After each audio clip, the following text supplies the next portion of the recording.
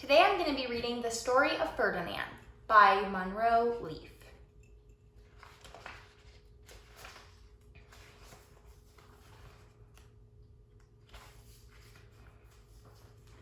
Once upon a time in Spain, there was a little bull and his name was Ferdinand. All the other little bulls he lived with would run and jump and butt their heads together. But not Ferdinand.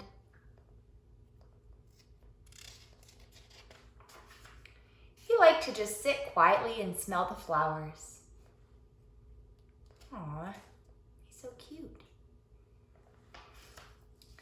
He had a favorite spot out in the pasture under a cork tree.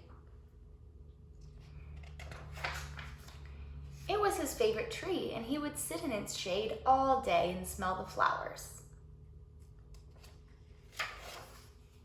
Sometimes his mother, who was a cow, would worry about him. She was afraid he would be lonesome all by himself. "Why don't you run and play with the other little bulls and skip and butt your head?" she would say. But Ferdinand would shake his head. "I like it better here where I can just sit quietly and smell the flowers." His mother saw that he was not lonesome, and because she was an understanding mother, even though she was a cow, she let him just sit there and be happy. As the years went by, Ferdinand grew and grew until he was very big and strong. This is a measurement on the tree there with different marks. Maybe you have one of those at home. For Ferdinand, it says 1 week, 3 months, 1 year, and 2 years, where he's at now. All the other bulls who had grown up with him in the same pasture would fight each other all day. They would butt each other and stick each other with their horns. What they wanted most of all was to be picked to fight at the bullfights in Madrid. The sign says, "Bullfights at the Stadium, Madrid." But not Ferdinand. He still just liked to sit quietly under the cork tree and smell the flowers. One day, 5 men came in very funny hats to pick the biggest, fastest, roughest bull to fight in the bullfights in Madrid. All the other bulls ran around snorting and butting, leaping and jumping, so the men would think that they were very, very strong and fierce and pick them. Ferdinand knew that they wouldn't pick him, and he didn't care, so he went to his favorite cork tree to sit down. Oh no, I'm having a bad feeling that he might accidentally get picked and that he is not going to want to go fight. I haven't read this story in a while, so let's see if my prediction's true. He didn't look where he was sitting, and instead of sitting on the nice cool grass in the shade, he sat on a bumblebee. Uh-oh. Zzz. Well, if you were a bumblebee and a bull sat on you, what would you do? You would sting him, and that is just what this bee did to Ferdinand. Wow, did it hurt? Ferdinand jumped up with a snort. He ran around puffing and snorting, butting and pawing the ground as if he were crazy. The 5 men saw him, and they all shouted with joy. Here was the largest and fiercest bull of all, just the one for the bullfights in Madrid. So they took him away for the bullfight day in a cart. Uh-oh.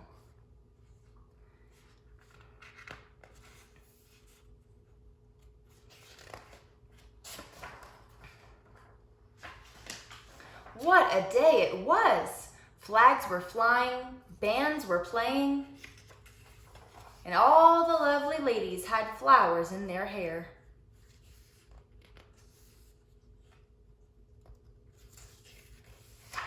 They had a parade into the bull ring.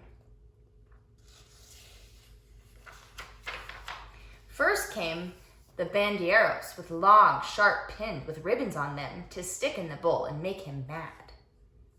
Ooh. Next came the picadors, who rode skinny horses, and they had long spears to stick in the bull and make him madder. Oh no, I am not liking this. I am concerned for him. Then came the matador, the proudest of all. He thought he was very handsome and bowed to the ladies. He had a red cape and a sword, and he was supposed to stick the bull last of all. Then came the bull, and you know who that was, don't you?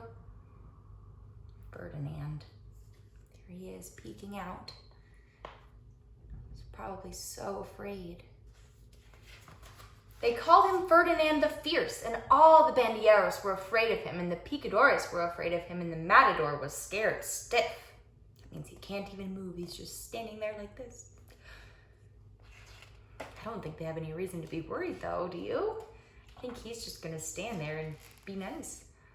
Ferdinand ran to the middle of the ring, and everyone shouted and clapped because they thought he was going to fight fiercely and butt and snort and stick his horns around.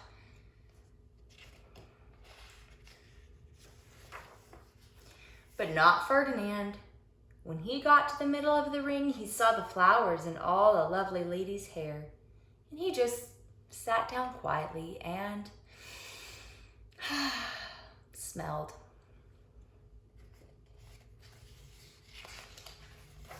He wouldn't fight and be fierce no matter what they did. He just sat and smelled. And the bandilleros were mad, and the picadores were madder, and the matador was so mad he cried because he couldn't show off his cape and his sword. Too bad. So they had to take Ferdinand home. And for all I know, he is sitting there still under his favorite cork tree, smelling the flowers just quietly. He is very happy.